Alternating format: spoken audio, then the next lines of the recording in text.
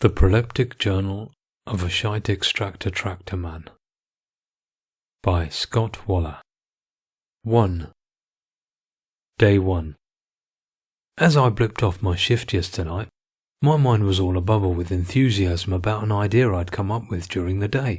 The idea started out life as a vague, dreamy half-thought of the kind you get in the drowsy doze mode state at the beginning of your work shift when you've just started a low-intensity neuro game.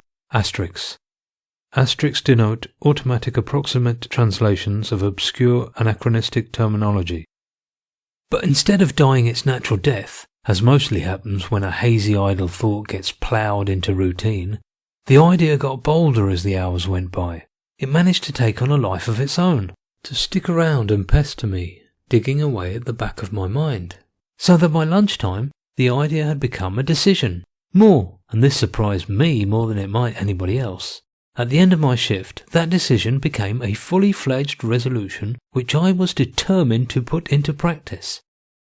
When I got back home from work, I mumbled something about my resolution, without giving away too many details, you never can be sure, to Dolly, my cuddly Japanese-made Kochaputa wife copyright, while she was massaging me to sleep. I think she even said something in her cheery tone. "It's worth having a try, dear." I didn't reply, but I did think, well, Dolly's not just a lump of old circuits, heated rubber, foam, metal and lubricated cavities after all. Moot point, you might say. She is programmed to encourage her owner by dishing out bromides in such circumstances.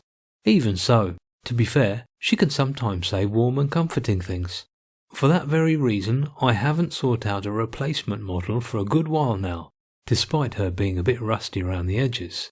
Areas of her synthetic skin are wearing away, a potentially dangerous thing in some places, and she definitely has lost her functional sharpness. She also bugs from time to time. She's managed to acquire the annoying habit of stuttering half-finished words. She sometimes sounds like a dotty old biddy. Not all that long ago, she crashed at a most delicate moment when I was expecting her to finish what she had started. An irksome and quite frustrating experience. I digress. I was telling you about my resolution. So what is this big resolution of yours, Norbert? You would be fully entitled to ask at this point. Well, the funny thing is that the resolution I made is in fact being put into effect at this very moment. How's that, you inquire? Because the resolution in question was none other than the solemnish pledge taken by myself to keep a record of my thoughts, a journal, if you like, a distillation of my life into words, if that makes sense. Is that all? You might reply. It's not like you've invented the bloody combustion engine. That is true, friend, but this diary does have the added novelty of coming from over 100 years after the time you are reading it. Eh? Yes, that's right, don't faint. You've understood my words perfectly correctly. I am writing from a time that's yet to happen. I realize that this information is a bit much for you to grasp at the moment, so I'll explain all the details as best as I can later on. For now, just bear in mind that it is, well, will be, technically possible to do this. Not that any old plonker can go about sending tidbits from the present, that is, my present, to the past, your present. It's obviously a rare technical achievement, or you would know more about it. In our day, very, very few people are able to do this kind of thing. I, personally, am not, but I do know a man who is. He's a really nice and accessible managerial technician from the middle stratum. I suppose I'd better explain what strata are. It can wait. He even asked me to call him by his first name, Dennis, which is an unusual breach of standard formal modes of address that govern communication between lower stratum, to which yours truly belongs, and middle stratum, to which Dennis belongs. Naturally, as Dennis is a member of our company's executives, we can't get too pally, but he doesn't oversee my team, so I don't have to answer directly to him. Mr. Finn is my boss. I do have to answer directly to him, and he is definitely not accessible. I hardly ever speak to him in person. Anyways, I had a chat with Dennis today, and I told him about my idea of writing a diary. He pointed out that it was an old-fashioned thing to do, but that he agreed with me that it might do me some good. I said outright that no one would be interested in reading it. His response surprised me. He rubbed his chin with its little horizontal purple stripe of a beard and said, rather cryptically, "You might just be wrong about that." I didn't want to push the issue because it might look like I was hinting that he should read it, which would be a bit presumptuous on my part. Dennis works at the technical headquarters of the EHDM, Evacuation of Human Detritus Machines, Depository and Distribution Center. This is the huge center which collects and organizes the distribution of the raw material of our trade, although I suppose some would argue that it's not strictly raw, as it has already been treated before extraction. He works on programming systems. He is a brilliant, extra high-level technician. He wears a suit covered in gadget patches and those electronic goggles full of circuits and whatnot, balanced over the bridge of his rather large nose, looking a bit like he was wearing those old-fashioned glass visual aids called glasses, I believe. He was telling me about how he felt frustrated because the job wasn't realizing his potential, or something of that ilk that boffins like to say. I don't really know what he means, because there is little potential kicking around my skull zone. As a matter of fact, I count myself lucky to have zero ambitions. The secret to happiness, as a NeuroAd slogan nicely puts it, quoting Jesus, Buddha, Morrissey, or some mystic like that, is not to yearn for it. Dennis's bosses were not interested in his work on chronodisplacement. The fact that he has worked in this area proves to me that he must be a super boffin. He was telling me all about it. It sounds amazing. I never knew that there were ways of sending messages back in time. It can be done, but most people don't believe it. Why would they, you might wonder? He was explaining that he has worked with researchers who have refined all the plausibility theoretical modelling. I think that's what he said. Hundreds of years ago, there was a mathematician, Einstein or Gödel or Goebbels or someone like that, who showed how time travel might be possible. I remember seeing a neurofilm on the subject. It got me dreaming about going back in time to a period when the home system plug-in chair, in which I'm now sitting, was still a pipe dream, or to 2 centuries ago when jet aeroplanes were first being made, or 3 centuries ago when the railway tracks were beginning to stretch over the earth. Dennis spilled the beans that he himself belonged to the select few that are capable of successfully sending information into the past. I think he was dying to tell somebody, like he was unburdening himself. He said that he'd thought about sending a message into the past, but he decided against it because he didn't have anything interesting to say. Then, teasing me a bit, he asked me if I wanted to do it. Naturally, I assumed he was joking around with me and laughed off the suggestion. But he started getting all serious and involved. You know, the way these specky-techie types do. He began frowning intensely and talked about sending my journal-jotted impressions about life back in time. He said it could be an amazing experiment. He got all excited and got me enthusiastic too. Since he's not happy at how he's being treated by his management, he said with a mock, wicked intonation, "A bit of cyber-chrono-sabotage would do me the world of good." He laughed, and I made an uneasy effort to share in the joke. I still suspected that his old chrono-what's-it was just a big joke anyway, and suspected that I was the big butt of it. But he kept reassuring me that he was serious. He encouraged me to begin the journal alone at home. If I was willing to keep quiet, he said, he might just be able to find me an audience, and not just any audience at that. An audience that lived around 100 years ago.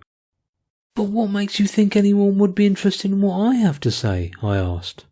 "You're a regular guy. Your perspective on the world would be invaluable. I'm a technician, swimming, mostly drowning, in abstract equations, formulae, and gadgetry. I don't get to see the ordinary stuff the way you do." I never thought of it like that. I suppose you might have a point. But what would I say? "Anything you want." "I'll have to think about it," I said. And think about it I did, tugging my brain one way and the other. I was worried, but I thought it could be fun. Eventually I concluded, what the hell? And I agreed. Dennis says he'll sort out the technical side of the transmission. So here I write. I'm not sure whether it will really be possible for the dead to read it, but I'm enjoying the thought that it is. Of course, it's all hush-hush, only between him, myself, and, possibly, you. 1 day later. I told Dennis today that I'd started this journal yesterday. He seemed pleased. He said he had a good techie brain scouring about chrono-displacing a text to the past without being detected. The way to pull it off would be for me to send off messages automatically in periodic batches through a surreptitious translinear time channel, whatever that is. He's trying to rig together a system that will send my messages onto the personal computer of an obscure writer of your day who wasn't noted for writing science fiction, but who will pass it off as such all the same and claim authorship for his freebie, because he's not exactly overflowing with scrupulousness. Everybody will assume he's dreamed it up. Not a bad idea, I reckon. My messages will travel back to a time between 100 and 150 years ago. Dennis has put in programs to make the language in tune with your era and to give automatic translations and equivalents when I write about things that haven't been invented, though I will make a point of explaining things to you that you won't know. Once he's fitted up the system, my journal entries will be sent off passwords with a neuroclick and destroyed in my era the very moment they arrive in yours. Well, you can imagine how exhilarated I was by all this business. Who'd have thought that I would get to cast a message in a bottle into a chronologically warped digital ocean? It's like I was chosen in some strange, old religious-y way, although I can't quite get rid of the lingering thought that I might have had my mind warped by a total techie loony.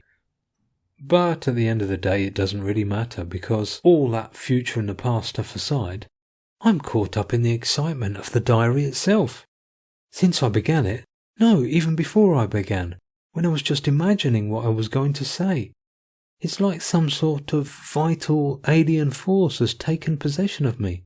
Maybe it has. Even if my messages never do go back in time, the idea that they might will probably help me write them. I hope that this makes more sense to you than it does to me. I don't really know why I should feel excited about doing something as old-fashioned as making a journal. Am I looking for some sort of mental ordering? I don't recall being bothered by any such urge before. Why should I be? My life ticks away like clockwork. I've had my routine sussed and running smooth for as long as I can remember. What would I need order for? Do I have a buried yearning to find out something about myself? Something big, but just out of my field of vision? Or so big that it forms the background that goes unnoticed?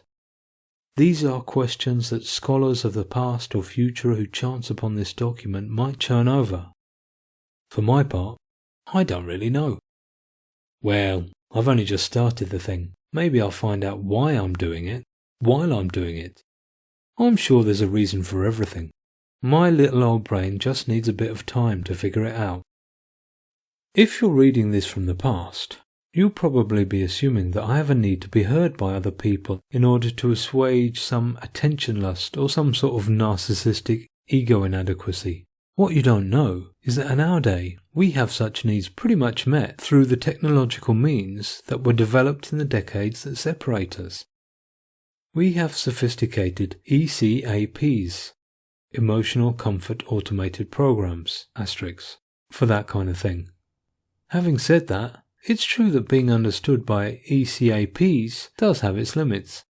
I mean, they're great and I'm not knocking them, but I can imagine that it's not quite the same as being understood by real people. As I didn't have much intimacy with real humans when I was growing up, I might have a minor deficit in that area. You see, we don't go in for excessive close contact with real human beings in our day. Few of us have frequent, lengthy, face-to-face encounters with others, though that is less true of some of the middle stratum of our society. We really don't need such contact. With the slipnet, I ought to explain what the slipnet is. I'll do it later. You can be plugged in simultaneously to a similar emotional configuration as other people without having to be in the same room. In fact, too much close proximity with others tends to make us stressful, nervous and embarrassed. In my case, so my PTP, Psycho Trimmer Program, informs me, since I had little contact with real human beings throughout my early life, I'm romanticizing the experience. My PTP says that ultimately it doesn't matter whether or not you get cuddles from your biological parents. It plays down the need for kids to play with other real kids. It's probably right. But I think the fact that I didn't spend much time in human school when I was a child, because I was ill, did make a bit of a difference.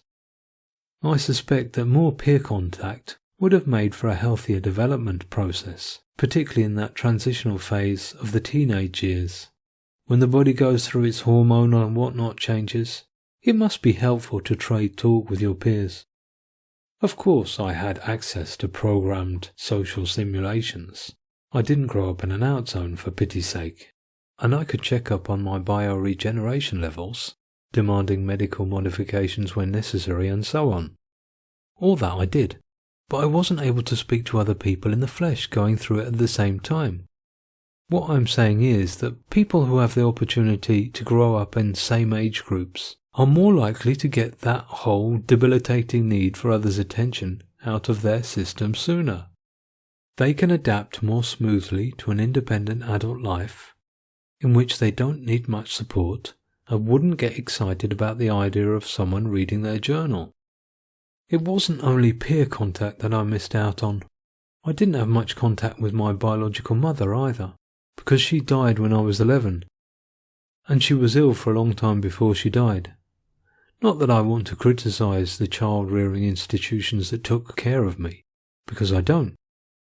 What I'm trying to say is that my desire to reach out through this diary, although rightly considered retrograde and puerile by society at large, might be therapeutic for me, on a temporary basis at least. Does that make sense? Well, there's no point in asking you who've been dead for eons now, although I suppose in theory I might stumble on some coded message that one of you has sent into the future to me across the years. I'll keep my eyes peeled. I'd better be careful not to get involved in some time travel paradox loop. I don't want to slip into a space-time fracture and start whirling about a black hole for the rest of universal time. No, that wouldn't be very pleasant. To be honest, it's all a bit creepy to me. I hope Dennis knows what he's doing.